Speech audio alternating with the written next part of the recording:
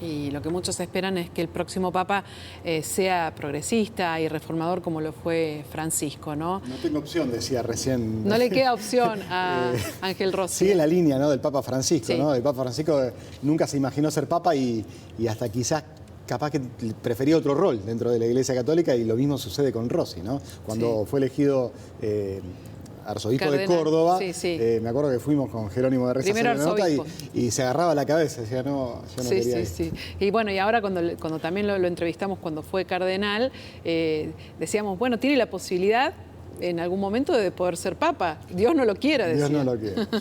Bueno, ahí estaba recordando los inicios del Papa Francisco y su vínculo con Córdoba. Vos sabés que estaba leyendo que la última vez que vino a Córdoba fue 6 meses antes de ser ungido Papa, en 2012.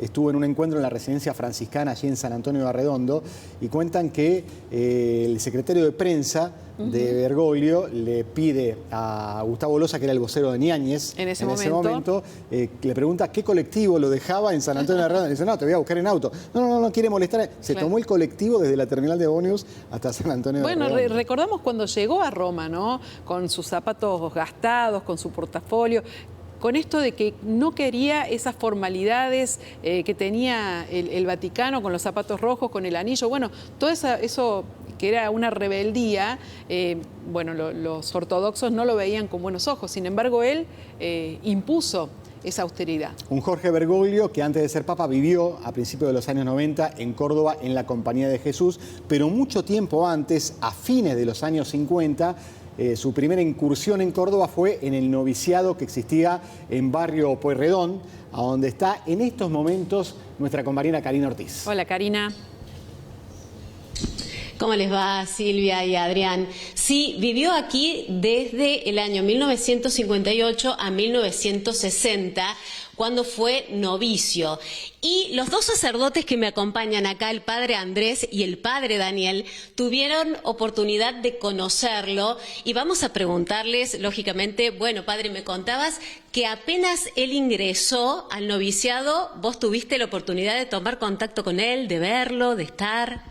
Sí, convivimos 3 años acá en el noviciado. Y después en Chile estuvimos también. Él debe haber estado 1 año, yo estuve 2 años en Chile, porque él se adelantó, porque había estudiado ya en el seminario de Devoto en Buenos Aires, donde era él, ¿no? Yo era más chico, yo empezaba de cero. Acá terminé el bachillerato en el Colegio Romanista en Luján, y del colegio me vine al noviciado. No había cumplido 17 años. Y cuando vino acá, Francisco, ¿qué edad tenía? ¿Te acordás? Y Francisco debería tener 3 años más.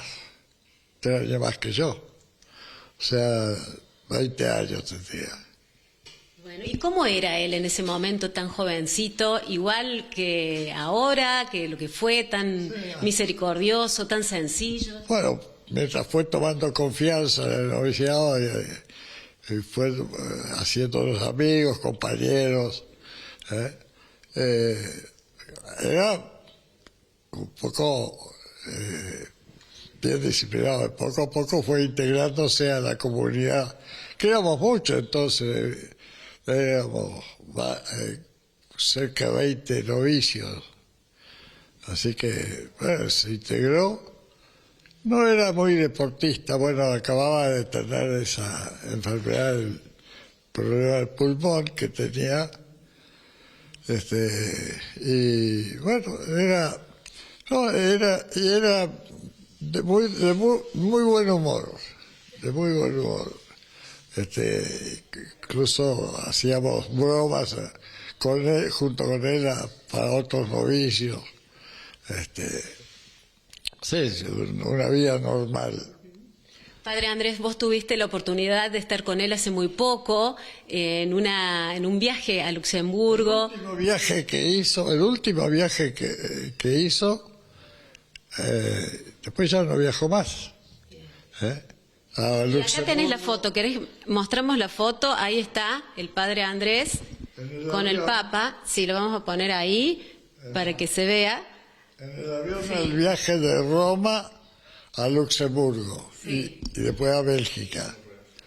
En Luxemburgo nos quedamos un día, llegamos a la mañana y a la noche fuimos a Bélgica. ¿Y él cómo estaba en ese momento? ¿Estaba bien, de salud? ¿Estaba complicado? Sí, sí. Que íbamos al comedor juntos en Santa Marta, ¿no?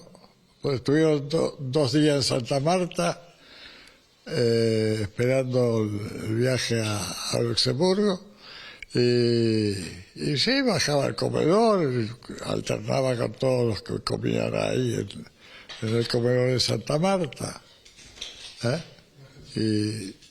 Pero poco conversé con él en esos momentos. Estaba muy ocupado preparando seguramente el viaje y haciendo sus cosas. Pero con muy buen humor.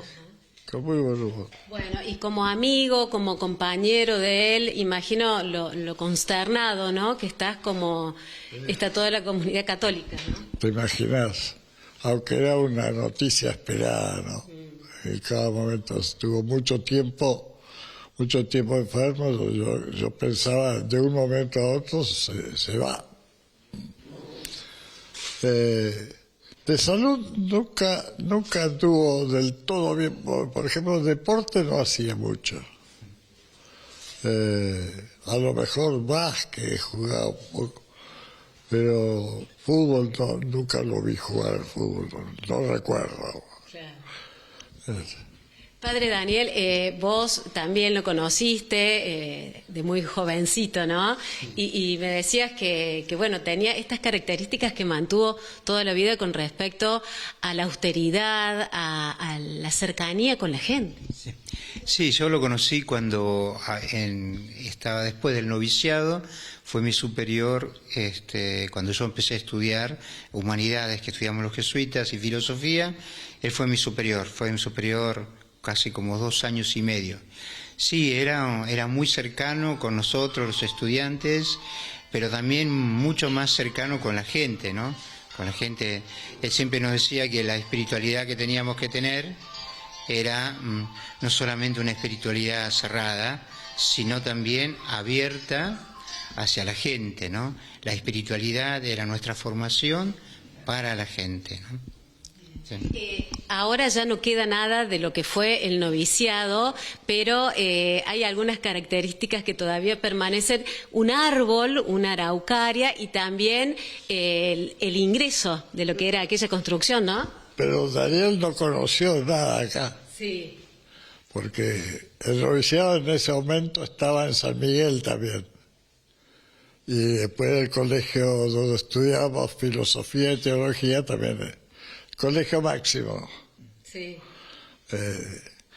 Él fue admitido por Bergoglio. Cuando Bergoglio era provincial, él te admitió a vos. Sí. Vos me admitiste, Andrés. Sí, vos hiciste ese pecado. Pero me habías contado, ¿qué te dijo Bergoglio a vos? No, o sea, cuando yo sentí la vocación a entrar a la Compañía de Jesús, siempre te examinan, o sea, hay algunos jesuitas que te hacen una entrevista. Entonces, el segundo jesuita que me entrevistó fue Bergoglio. Entonces, en una de las charlas, él me dijo: ¿vos sabés dónde te metés? Me dicen, fue una de las cosas que él me dijo, ¿no? Era frontal también, ¿no? Sí, muy directo. Te encaraba y te preguntaba así directamente. Pero siempre fue muy simple, muy sencillo, sin vueltas, ¿no? Y recién estaba escuchando una cosa que tiene que ser de él. A los curas les decía: perdonen la confesión, que la confesión no sea una tortura. Perdonen todo, dice, Dios es misericordioso. Era así, muy abierto, muy llano.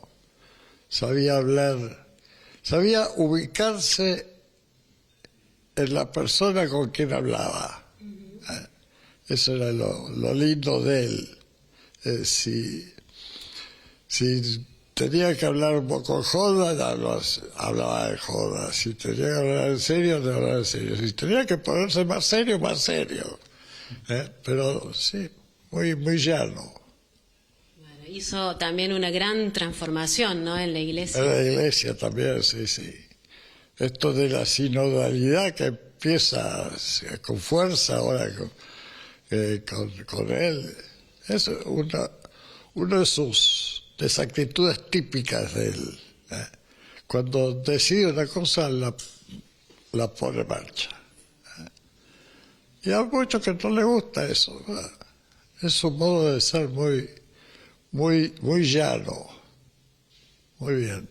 Muchas gracias, padres, a ambos por compartir con nosotros esto. Bueno, Silvia y Adrián, un papa y un hombre, sobre todo, cercano, llano, misericordioso. Así lo recuerdan quienes conocieron a Bergoglio, a nuestro papa que falleció esta madrugada. Gracias, Karina.